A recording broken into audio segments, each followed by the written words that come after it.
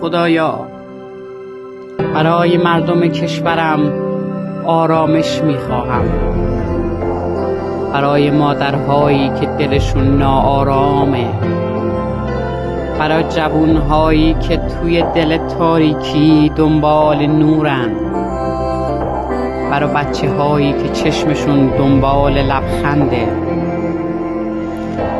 خدای شکرت برای نعمتهای همدلی، برای بودن کنار هم و برای اینکه هنوز دعا کار میکنه.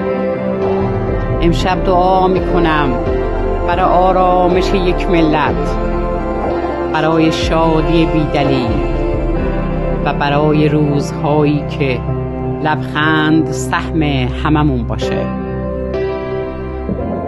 خدایا آرامش رو مهمون خونه هامون کن. اگه تو هم دلت با این دعاست، ذخیره کن و بفرست بر اون کسی که دلش آرامش میخواد.